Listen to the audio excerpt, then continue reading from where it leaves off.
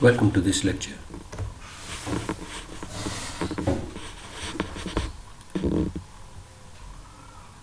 From previous lecture, we were discussing about this topic, mechanics of solids in the MEMS and NEMS devices. Next, energy methods for elastic bodies. A deformable body, elastic body, store energy like spring capacitors. Whatever energy they are storing, that is called strain energy, capital and denoted by capital SE. The strain energy per unit volume, that is called strain energy density, and it is denoted by small se. So in equilibrium condition, small se, that is equals to integration of sigma d epsilon. What is sigma? Sigma is the stress and d is strain. So replacing the stress with epsilon e, that is Young modulus multiplied by strain. So we can write, and on integrating with the limit 0 to epsilon, we will get E epsilon squared divided by 2. Or we can replace E into epsilon with sigma, so we will get the sigma epsilon by 2. It means it's a stress multiplied by strain divided by 2.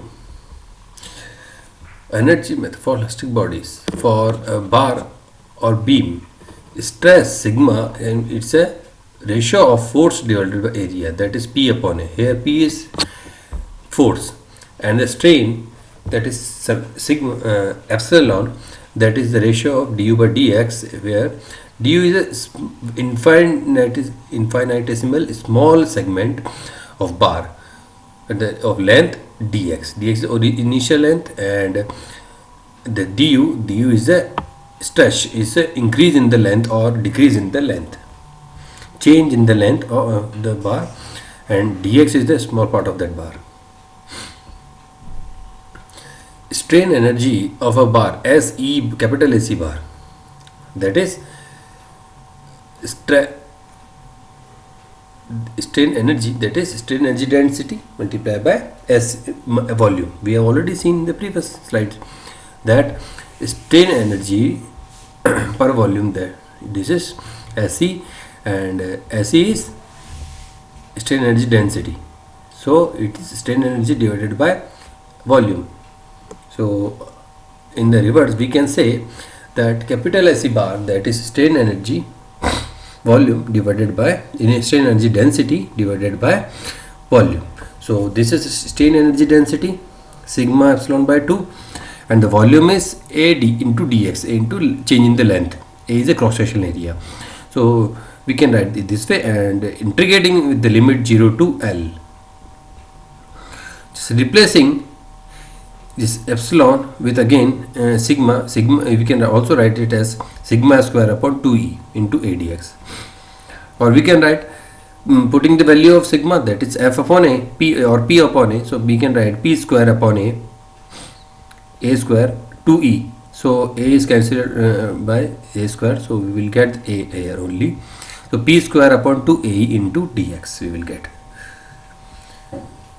Or again, since writing the same previous equation, we can write again, we can change this only, so E epsilon square upon 2 into adx again, so where sigma square is equal to E square epsilon square, so E is cancelled by the 1 power, so we will get E epsilon square upon 2 into adx. Or we can write E into A E is constant, A is constant, only epsilon is changing, so we can write what is value of epsilon, that is du by dx ka whole square into dx, this is dx.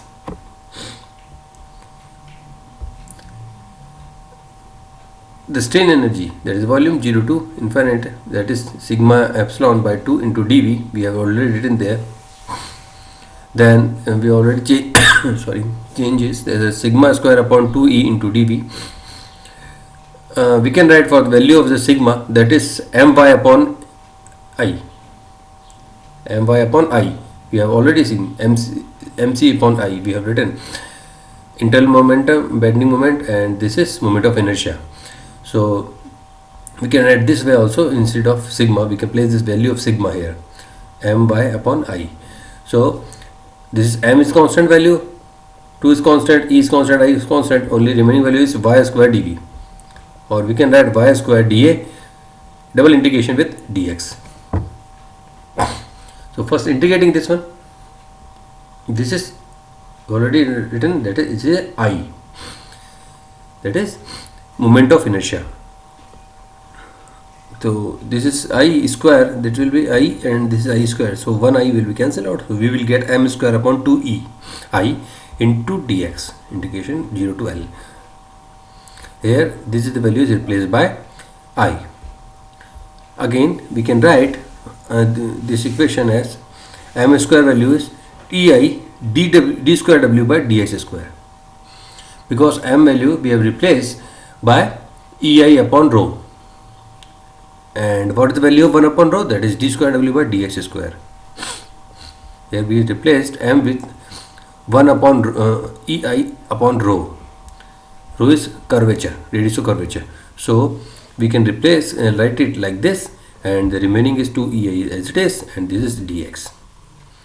Here again 1 by 2 e square and e, so 1 e will cancel, so we will get e. This is I square and this is I, so we will get only I. So 1 by 2 ei into d square w by dx square ka whole square multiplied by dx. This is the equations for differential equations for energy store method for elastic bodies. Next is biomorph effect. What is biomorph effect? A cantilever beam made of two materials of disparate coefficient of thermal expansions. Means what we are doing, we are taking the different metals, cantilever beam made of different metals, they are having the different coefficient of thermal expansion. See this diagram, there are two different metals are using for this, making this cantilever beam, this 1 and 2, and the coefficient of thermal expansion, for this metal is alpha 1 and for this metal is alpha 2. So this is a sandwich structure, we can say, like, so such a sandwich beam relieves its thermal strain by bending. As we will increase the temperature, it will bend. The layer with higher coefficient of expansion will be on the outer side, means this one alpha 2 has a higher coefficient of thermal expansion, so this will bend in up direction in this way. This effect is known as biomorph effect. It is used in thermal micro actuators. The thermal actuators are used in thermal expansion for actuations. Using thermal actuators, we can get a very effective and high force output per unit area. In case of thermal actuators, we can get. So this is the example. This is the two plates we are using. This is cold arm and the hot arm. The two plates are used in the current output pads. This is here. We are providing the current through this one. So because of the heating, it will bend in one direction. These are the array of the thermal actuators to provide the maximum force. They are array of thermal actuators. Thermal actuator in CMOS. This is the device we have made. Is made because the joule heating of the beam leads of the differential thermal expansions. It will expand. This is the complete path. See this for this plate. This is the path.